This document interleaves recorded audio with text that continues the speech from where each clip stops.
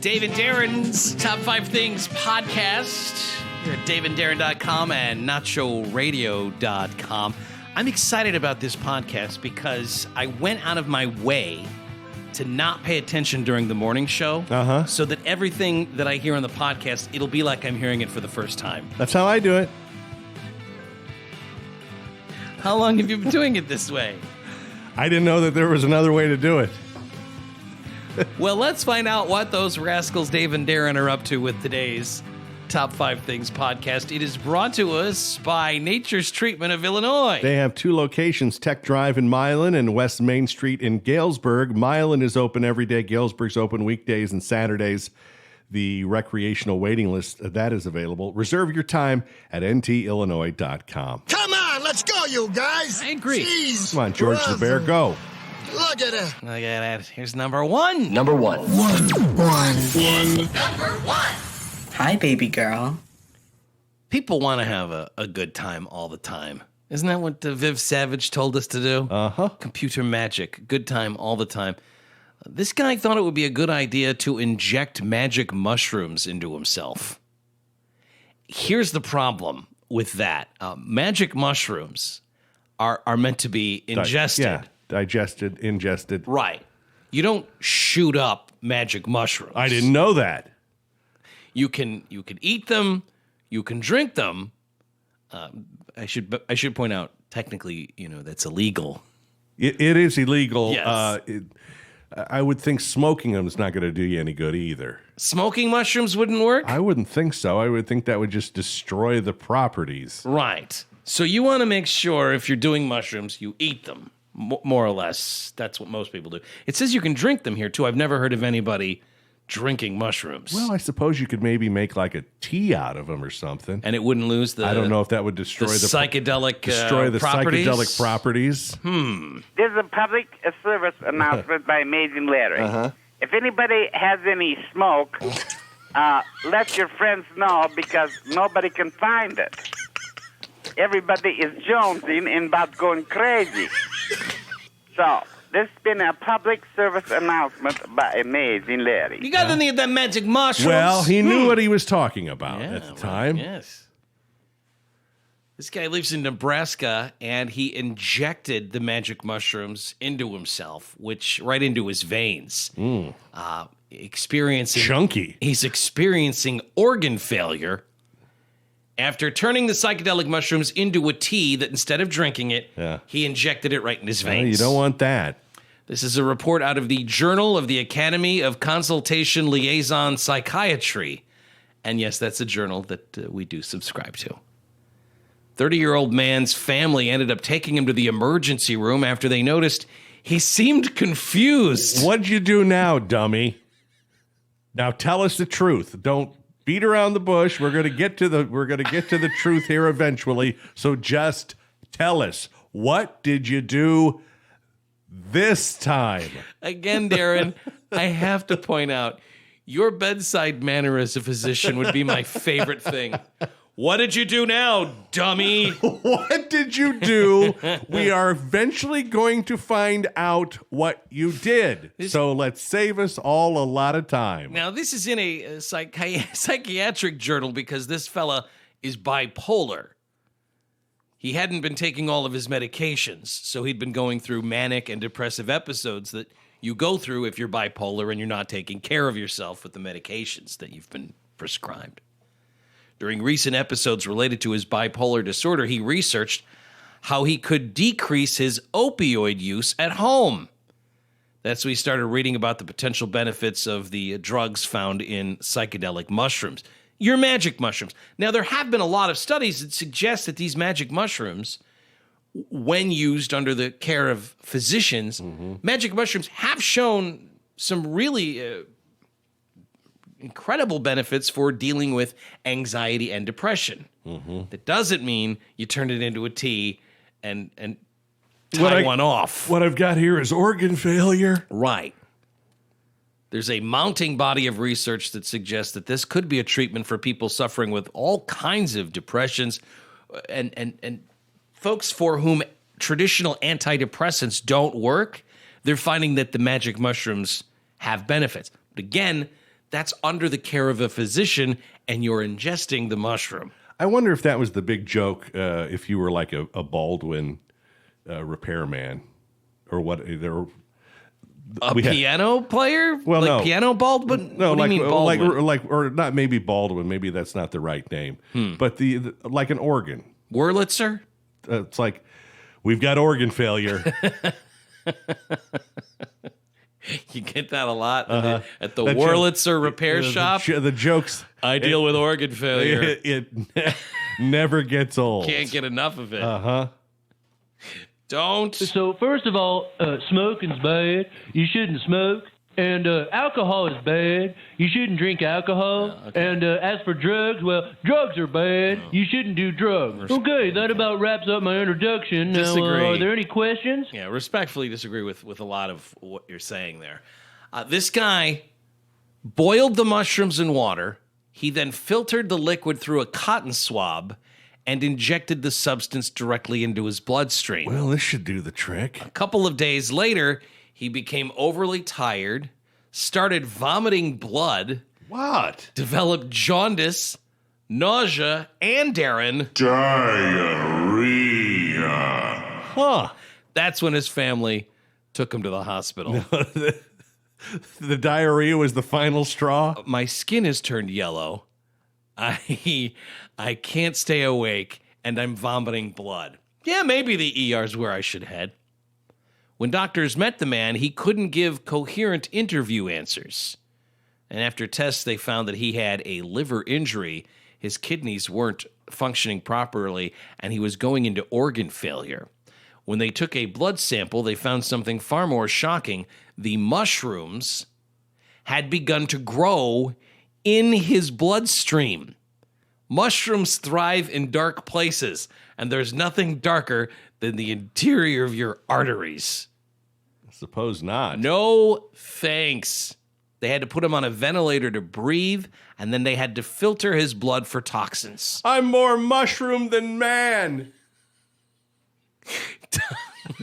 Doctors kept the man in the hospital for 22 days, giving him antibiotics and an antifungal treatment. You seem like a fun guy. You like to do drugs?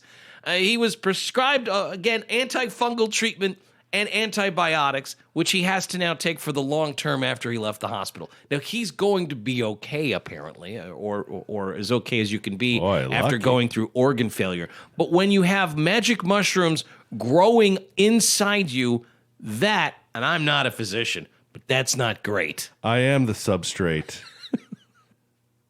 Is it? I am the mellow mushroom. Is it Keith Richards who said that when he dies, he wants people to smoke his ashes? Yeah, and then he allegedly smoked his dad's, right? Is that the rumor? That's the story. But smoking the mushrooms myth. wouldn't do you any good. Like if your buddy was more mushroom than man. Yeah, smoking here. I wouldn't think so. Don't. I don't know. I would think a lot of the active ingredients in Keith Richards is gone by this point. You think that's all been filtered out for the most part? Number two.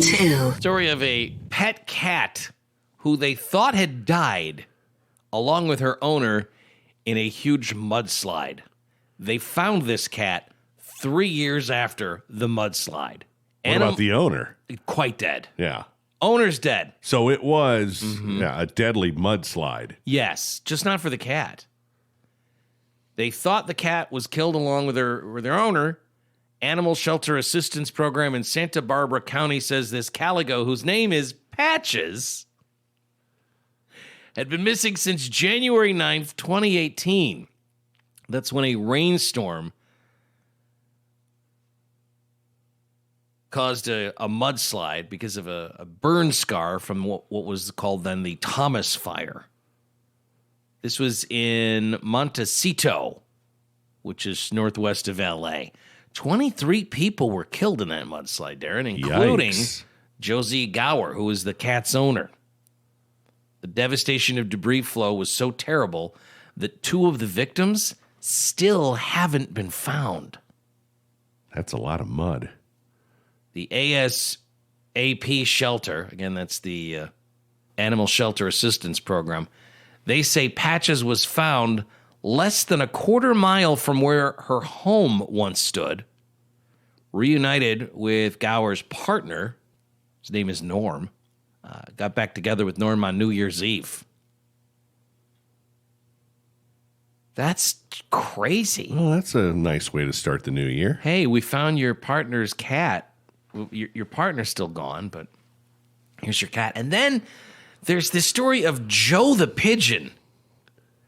Joe the Pigeon made his way somehow from here to Australia.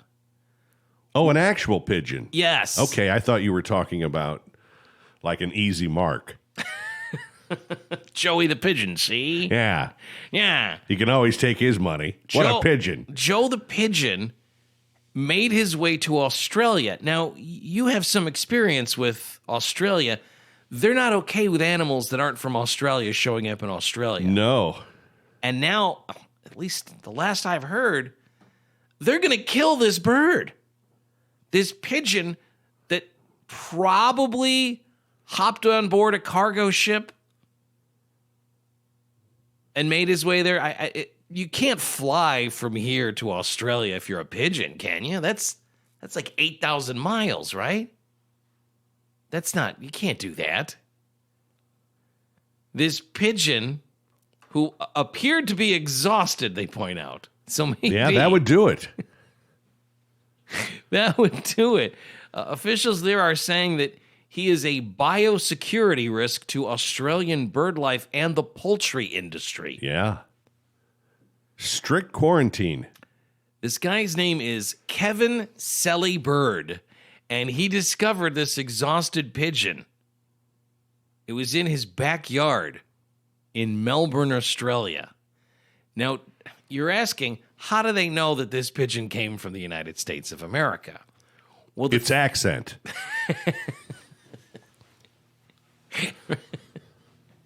That's a dead giveaway.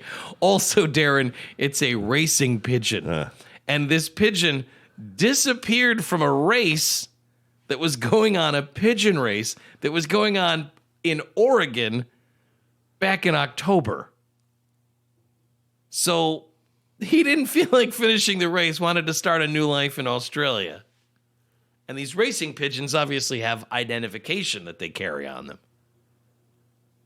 So the pigeon, Joe the Pigeon, made his way to Australia. This guy sees the pigeon in his backyard. The Australian Quarantine and Inspection Service came and got the bird.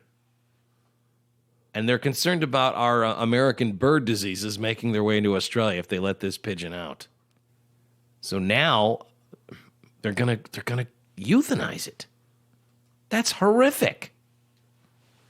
They don't have you couldn't just put him in like a cage somewhere or something? For 6 months? That's how long they wanted to put, because our second adopted dog Right. was owned by an Australian who had to go back to Australia. And at the time, she was kicking around the idea of bringing him back to Australia. But they were going to have to put him in quarantine for 6 months. And this was a long time ago. This isn't like pandemic related. That's just how they are about animals. No. This was like 2011. So she was an Australian living here. Yes. Got a dog. Her husband passed away. Uh-huh. Who was an American. Okay. And yes. And then she asked us to take the dog because she didn't want to put him through the 24-hour flight. No, that's a very loving thing to do. And she didn't want to put him through the 6-month quarantine. Can you visit your dog when it's in quarantine for 6 months? I think you can, but still. Joe the Pigeon registered to an owner in Montgomery, Alabama. That's according to, Darren, the American Pigeon Union out of Oklahoma. That's a good-looking patch. There's so much about pigeon racing that I need to learn about. Uh-huh. There is an American Pigeon Racing Union? Well, it says so right here on my patch, doesn't it? Do you pay dues? The American Racing Pigeon Union. It says here, we find that this hobby has great appeal to those who enjoy working with animals, to those who appreciate athleticism, and to those who like friendly, wholesome competition. If you find yourself in one or more of those descriptions, be careful. You may discover that the allure of these amazingly athletic birds is overpowering. Yeah, that's what you should get into. Pigeon racing? Raising pigeons. No. And then racing them. No. First of all, I think it's too expensive. Didn't we have a story where somebody bought a pigeon for like hundreds of thousands of dollars in auction because he was some sort of super pigeon? I don't know that they're the cleanest bird either. Pigeons, no. There was a pigeon in November, a Belgian pigeon named Armando, 5 years old, sold at auction for $1.9 million. Yep, that's right. A pigeon. Best of the best. Now, see, I could get into raising them if I was going to get millions of dollars, maybe. Or if you lived on your own. That's true. Yeah, I can't imagine sitting the family down and saying, I'm going to start raising pigeons. Oh, no, you're not. Everybody family meeting. I've got another one of my insane ideas. Yes, it's a new hobby of mine that I'd like to turn into an industry.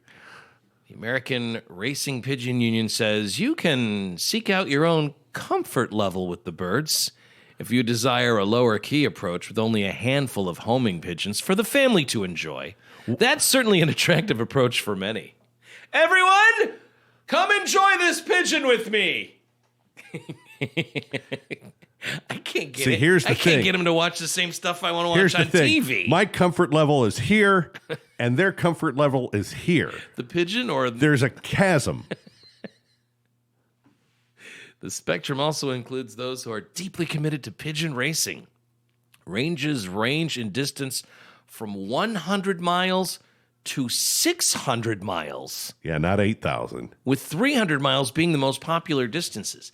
So I have so many questions. Everybody lets their pigeon go at a starting line, and then these things fly 300 miles away? Yeah, it's a shotgun start.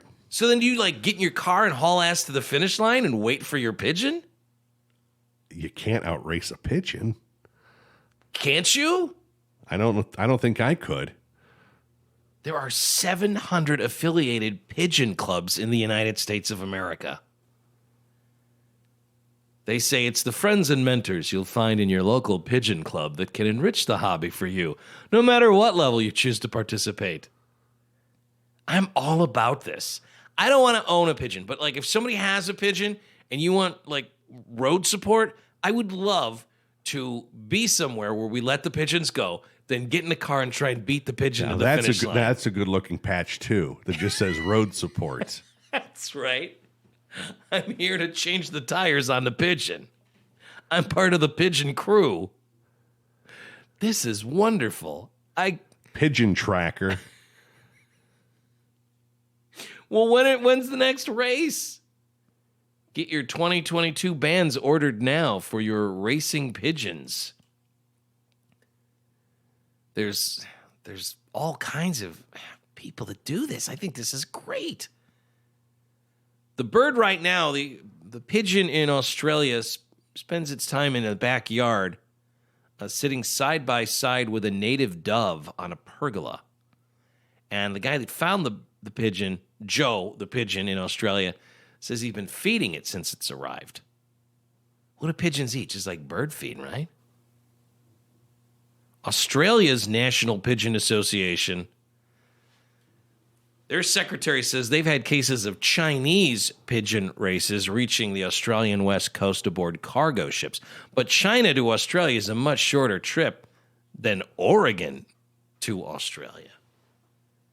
I don't know. I just think if this bird made it that far, you can't euthanize it. Please, spare that pigeon. This pigeon racing sounds like a good way to catch something. Well, I'm looking at the website. They have an entire page devoted to virus and disease outbreaks. Yeah, first thing they mention. Avian influenza and Newcastle disease outbreak. Uh-huh. Oh, I don't care for this. Well, yeah, everyone gets that in the first year. The American Racing Pigeon Union strives to offer information regarding virus outbreaks that may impact pigeons. Many of our monitors And you. Many of our members monitor their state websites for similar information and then forward this to the national office. Can you imagine always being vigilant for bird viruses and then reporting it to the people in Oklahoma? That's something I could do. Yeah, that's a call you'd like to make. I think this is my new hobby, Darren. I think this is my life. I think this is what I'm about nowadays. I'm thinking you might get vetoed. Number 3. We're waiting on this Bill Leff to call to talk about his cartoon show with the fish puppets. You know how those cartoon people are. I don't, though. I don't, and I'm checking. They listen. They play by their own rules. I don't think that's. And the clocks on the wall at a cartoon place. Yeah. You can't trust them. they're typically props. Well, he was supposed to call. If you've ever noticed, now I'm confused. If you've ever noticed a clock on a cartoon show, it's always the same time. So you don't trust clocks on cartoon shows? Cartoon shows, no. They're not typically running clocks. That's just a prop. It's a prop. Well, you've opened my eyes to some things here, Darren. I think this is Bill Leff. Hello, it's Dave and Darren. Good morning. Dave and Darren, I'm not even sure if it's Bill Leff. Let me make sure. Hold on. Am I Bill? I am Bill. Yes. All right. Let me do the proper introduction then for Bill Leff, ladies and gentlemen. Our next guest is a young man out of Oak Forest, Illinois. He is a stand-up comic. He's done some improv, and he's one half of a popular radio duo. Okay. Other than that, I have nothing in common with the guy. Okay. Well, then this makes sense because we were watching you a little bit earlier today. Yeah. And I mean this as a compliment. For someone who is on the TV, you dress like you're on the radio. Can I tell you one of the very first letters we got? The show started last Monday, and one of the very first letters we got from somebody was, "What's wrong with the host? Doesn't he know he's on television?" It's a character choice. They told me what to wear. I would have worn a tuxedo. You know that. Absolutely. Right. You are the cartoon curator of this show, which is called Toon In With Me. You can watch it on 18.2. That's MeTV here in the Quad Cities. And it's a great show, but it just reminds me of the kind of stuff, Bill, that we would have watched growing up as a kid. And I wonder, is it meant for children or adults, or is the answer yes to that question? The answer is whoever wants to watch Tune In With Me, we're okay with. If it's a kid, we're fine with it. If it's an adult, we're fine with it. But what you just said is exactly our goal, which is we want people to look at the show, to see the show, and be transported back to when they were kids and say, that's the kind of show I watched as a child, and I missed that. Well, now it's back. How many different cartoons do you have? What sort of rotation do you have? Oh, the man who runs MeTV is a guy named Neil Saban, and Neil is an absolute lover of cartoons. So before he put the show together, he went out and he bought all these giant libraries. We've got hundreds and hundreds and hundreds of cartoons. Like, they were showing me the list, and I couldn't believe it. I'm a cartoon fan myself, and I just went, if you had half of this list, it'd be impressive. But the whole thing just blows you over. It's amazing. Growing up in Oak Forest, and I know I read an interview where you mentioned this, you would watch Ray Rayner in the morning getting ready for school, right? That's kind of what you're trying to get done, is a 21st century Ray Rayner, right? That's it. That's it exactly. So, were you ever lucky enough to see Ray Rayner? Yeah, I don't know how old you guys are. I'm 40. What am I? 48? Is that right? You say so. Yeah, Ray Rayner was my life growing up in Oak Forest. He was the greatest. He was this old man. Now, you didn't have him here in the Quad Cities. He was this older gentleman who wore this 70s jumpsuit with the bell bottoms. His big gimmick, and this is something I'd like to see you co-op, Bill, at some point. I understand why you're not going to do it now because the show just launched. But he had this hat that was a Cubs hat on one side, and then he'd flip it over and it'd be a Sox cap. Now, he would do like news. It was like a Sherlock Holmes hat, right? Yeah, that's Sherlock Holmes. Now, Ray would do like the news and the weather and sports for the kids. Now, the show that Bill and Toonie the Tuna are doing is not quite like that. It's a little bit more sketch oriented, right? You're not doing it live like Ray Rayner would do. Ray Rayner would yell at you like, hey, you really ought to think about getting on the bus stop. That's not quite what you're getting done, but it certainly is in that spirit, yeah? It's so funny because even as a kid, it was the only show that told the viewer to stop watching it because they need to be somewhere else. All through the show, he was doing that. He's like, "It's 8 minutes to 7. You really should be on your way to school by now. I don't know what you're doing." And I can't tell you how many times I was late because I was so riveted by the cartoons he was showing or the bits he was doing with Chelveston the Duck. I just enjoyed it so much, and now I'm living that. It's the best. I don't know if you've had the chance to talk to your lawyers about this, but if you were to have a magic or secret word and have ping pong balls fall from the top of the set onto you, would you guys get sued? I would do that. My magic word would be peanut butter, and because I love peanut butter. And anytime peanut butter was said or even thought of, then yeah, ping pong balls could fall on my head. I'd be okay with that. When you get the call and they say, "Listen, we want you to host this show. We know you're going to be good at it. We know you love cartoons, but the idea is you're going to be hosting, Looney Tunes and Tom and Jerry and Popeye." You had to say yes to that. And then when they said, "One more thing, you're going to be co-hosting the show with a fish puppet." Walk me through that conversation. Well, when you're a kid, and most kids, I guess, have a dream of being a baseball player or an astronaut, that sort of thing. My dream was always to work with a tuna, to show people Popeye cartoons, and to eat peanut butter. And every day I get 3 out of 3, so there's no complaints on my end. There looked like there was a drawing of you and the fish. Is that something that we can do? Can we draw pictures of you and Toonie and then send it into you? And will that make it onto the set somehow? Dave, Darren, I'm going to fast track you guys. If either or both of you draw a picture of Toonie or myself or both of us, I can guarantee you we will get it on the air. And I don't do that a lot. Well, that's just for you guys. No, it would Quad City special. It would absolutely be of both of you. There's my Thursday. All right. It's live action comedy. It's got the classic characters from the Warner Brothers Looney Tunes, and it's, again, for kids. You can watch it with your kid, and you can also watch it and feel. Again, I'm in my upper 40s. I felt very much like I did when I was 8 watching Ray Rayner as a kid, or having Dr. Donald D. Rose yell at me that it was time to leave. He did that too on Channel 32 growing up in the burbs. He was this DJ, and he would do little things in between the Flintstones and say, "Hey, it's cold on the bus stop. You kids need to leave the house because we got some adult shows coming up." It's a lot of fun to watch, and we can tell that you're having a lot of fun doing it. Again, you can watch it on 18-2. That's MeTV. The show is called Toon In With Me. It's on weekdays. And then Saturday mornings, I know they show classic cartoons as well on MeTV, right? They absolutely do. It's a 3-hour block called Saturday Morning Cartoons. So there can be no mistake. There's plenty of cartoons for everyone. All right. So everyone can get in on the ground floor of this show. Yeah. Wouldn't that be nice? All of our listeners. Yeah. You're getting in on the ground floor. Right. And then in a year or two, you can say, I used to watch Toon In With Me, before it became such a big deal. Exactly. I was there before everybody. I would recommend people get themselves a bowl of cereal, maybe some chocolate milk, keep your pajamas on, and enjoy the show. That's the ideal way to watch it, I think. Bill Leff, it's been great to have you on the show. Continued success, and keep having fun with Toonie the Tuna. Give him our best. I promise. Thanks, Dave. Thanks, Darren. Have a great day. It's Bill Leff. Again, the show is called Toon In With Me. You can catch it on MeTV 18-2. If you've wondered whatever happened to all those cartoons that you used to love, like Captain Ernie used to show those cartoons yes, he here, did. right? Yep. So imagine Captain Ernie, right, but with a guy who looks and dresses like he doesn't know he's on I television. won a prize from Captain Ernie. What'd you win? Calligraphy set. Really? Yep. How'd you win that?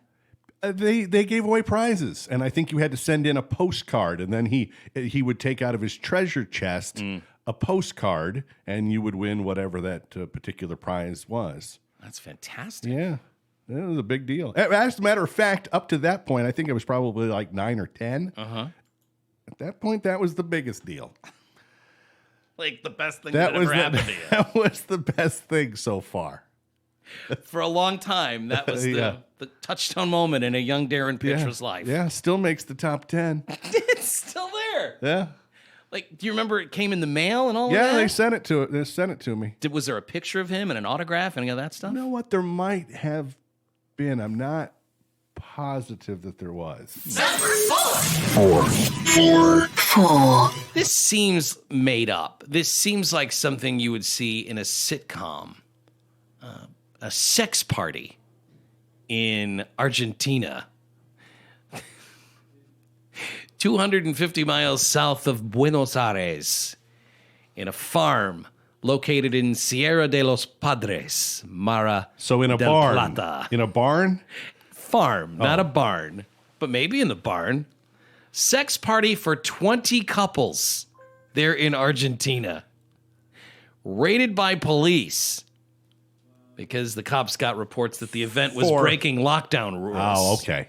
You can't have 20 couples going at it at a sex party when we're trying to stop the COVID here in Argentina. What are you knuckleheads doing? I mean, I know what you're doing, but break it up. Yeah. I mean, within reason.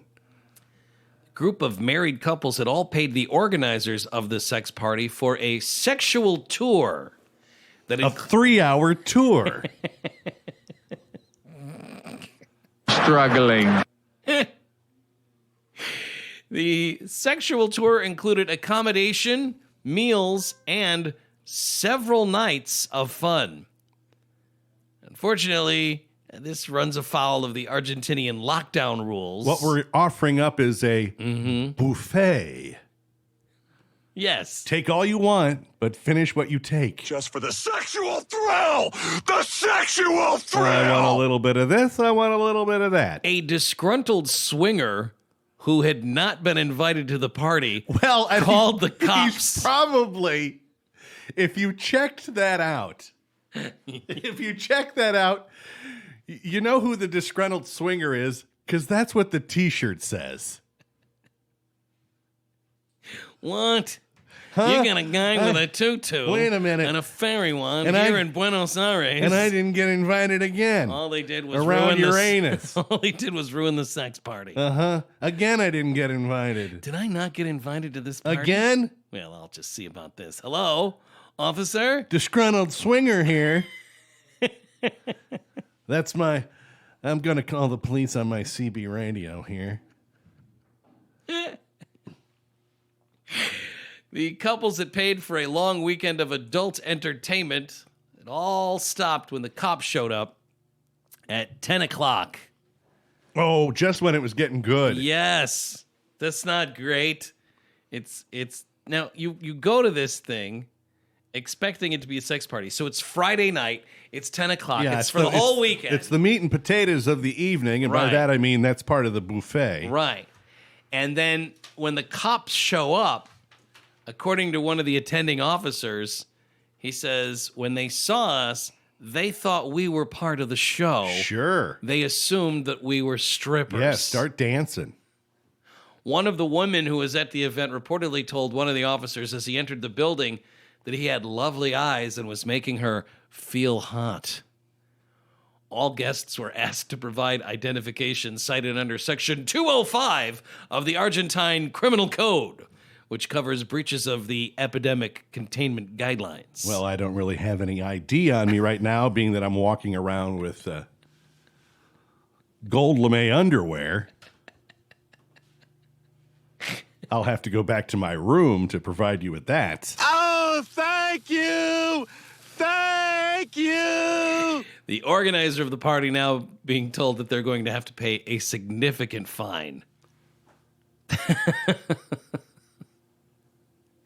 This has happened before, where cops show up and people that are having a sex party assume that the cops are some sort of stripper.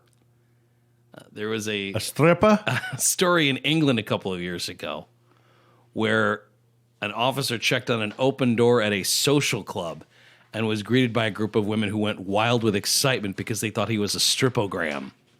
Was he a good-looking cop, or it doesn't matter? And in Brussels last month, police officers tried to break up an all-male sex party in a room above a bar, and they were also mistaken for part of the entertainment. They started propositioning the cops when they busted the party. Again, it's pretty easy to tell when it's a stripper cop and when it's a real cop, right? Wouldn't you think? I think I've only dealt with the real cops. Right. But, like, the naughty cop that shows up, the costume, you can tell there's something off right away, right? Like Well, it looks like a costume you got online for like $12. If they're showing up with a billy club and a weapon, I don't think you're allowed to do that. and the patches on the uniform for like a stripper, if you were to be a stripper in Moline, right? Yeah. You wouldn't have the Moline patch on. No, you wouldn't be allowed to do that. That's impersonating an officer. right. There's a fine line. Right. So it just seems like I understand you're all hot and bothered, and maybe you've got parts of your body filled with blood that should be going to your brain, but Yeah, if you're a stripper, there are tricks to the trade Right. and rules to the trade. And one of the rules is that you, even though you're dressed up as a police officer, Right. you can't impersonate them. right. That would be the world's worst game show if you were to have contestants try and guess which was the real cop and which was the stripper cop. Well, I think most people would be able to figure that out pretty easily, right? That's my new game show. It's called What Are You, a Cop? Welcome to What Are You, a Cop? Our contestants will try and figure out our panel. 3 policemen. 2 of them are official officers of the law. One of them is an exotic dancer. Welcome back to What Are You, a Cop? And we're going to spin the wheel. See where it lands. 5. Kansas Wildlife Parks and Tourism, the game wardens, recognizing a game warden who's a really good shot. A bow hunter notices when he's out and about that there are 2 deer with their antlers locked together. These are 2 deer who have their antlers like caught up in such a way that they can't free themselves. Which I didn't realize was something that could happen, but that happens, I guess. And that's not great. I tell you what. Because when you're locked in with another deer like that, you're both going to die an excruciating death. That would be me if I was a deer. If I carry anything that has a cord or dangles in any way, shape, or form, hey now, if I carry a cord of any kind, it's impossible for me to not get it caught on something. So if you were walking around with antlers, if I had antlers, it wouldn't be just another deer that I would get caught in. Everything. Every tree in the forest. Snow fence. I'm stuck in a snow fence or a tree or a bush or anything. You would make a lousy deer. I would make a lousy, yes, house pet and deer. A sharp-shooting Kansas game warden rescued these 2 bucks with their antlers locked together by shooting. Sedate 'em? They have to sedate them? No, shot an antler off, which didn't injure either animal.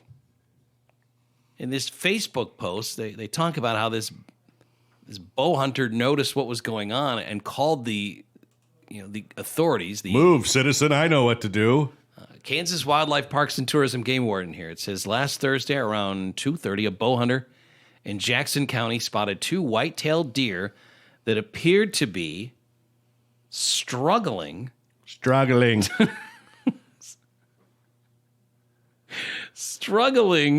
to free themselves. Yeah, Joe Namath never played for the Milwaukee Bucks, but he knows.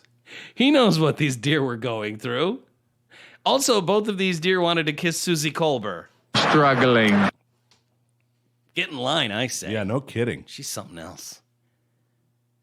Their antlers were locked, so the bow hunter notified a game warden about their unfortunate entanglement.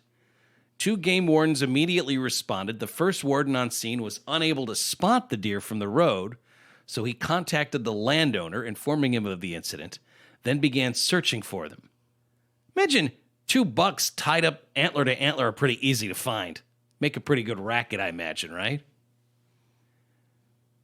Shortly after the second warden arrived, they began their search and located them. At the time, the wardens did not know how long these bucks had been struggling to free themselves. Struggling. Okay.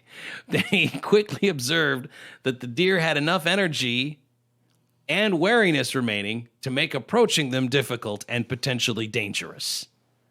Well, I want these deer to get free, but I'm also not trying to get an antler in my face. So the best thing they could do, they determined, the best way to save these deer from an excruciating death was to shoot one of the antlers off.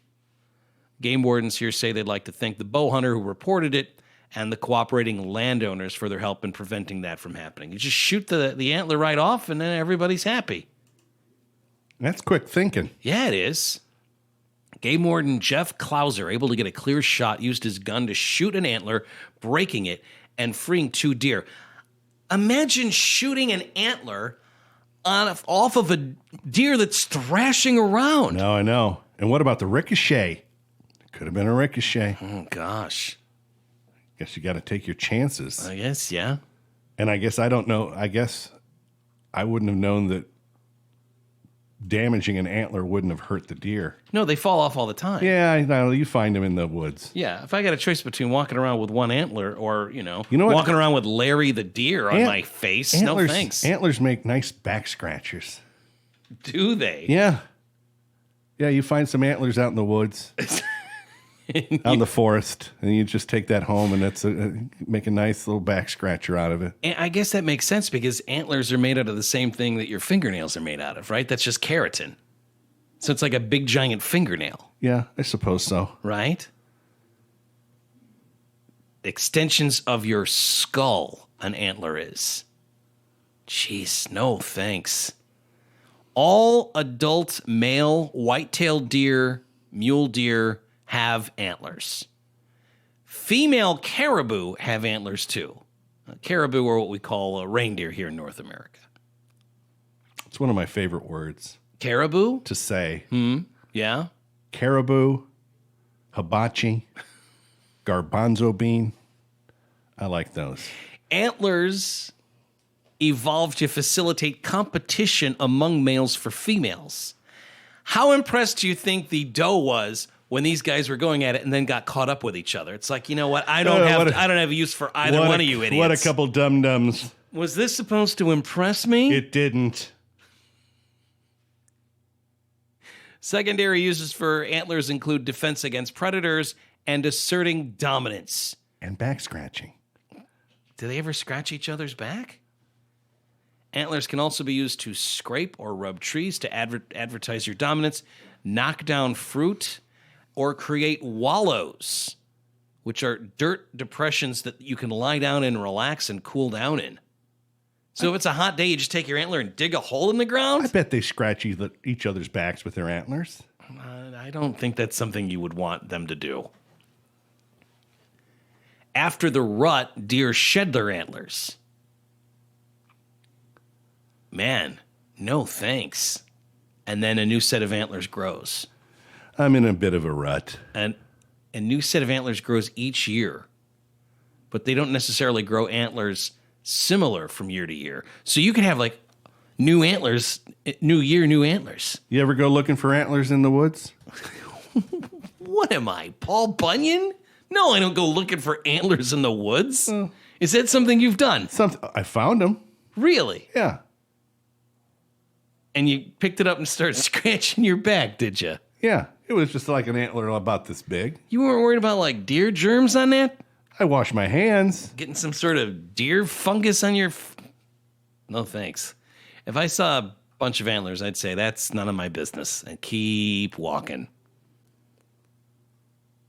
Majestic moose with its antlers. Now, if you found moose antlers, that'd be something else. Now you're interested. You can make a chair out of that, like a moose antler. That's something else. Deer antlers, that's just like a stick, a sharp stick. Or like bighorn sheep, those antlers, like those big ass, ram things. What are you going to do with those? Now you're talking. I don't know. I'd probably make a horn out of it or something. Make a nice conversation Okay, piece. so you're worried about me touching a deer antler and scratching my back, and you're going to blow into a ram horn. Well, I'm going to have it cleaned professionally first. Oh, okay. So you're going to go, who does that? I imagine you could get that done. Yeah, someone's got a shop set up. Maybe not locally. I bet online. So you're going to have to ship the ram horn. This probably isn't happening.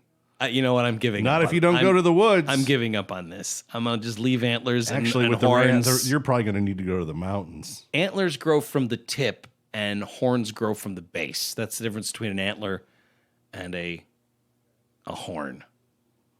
No thanks. Thanks, Jim Nance. Is it all over, Rock? I guess so. I didn't think it'd be like this. That was terrific.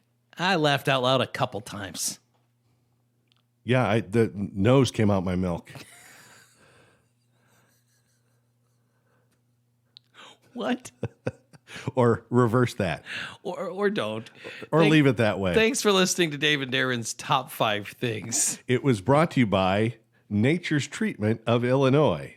Nature's Treatment offers a wide selection of products for recreational use, including their ever-expanding inventory of flower, vapes, and edibles. Sign up for the newsletter and connect with Nature's Treatment on Twitter and Instagram. Until we get a chance to do it for you again, hang loose, kooks. You stay classy and safe, Quad Cities. Come on, Quad Cities, representing. This is for the Quad Cities record spot. Davenport, yeah, we keeping it locked. Rock out, come on, and it just don't stop. East Moline, yeah, they keeping it hot.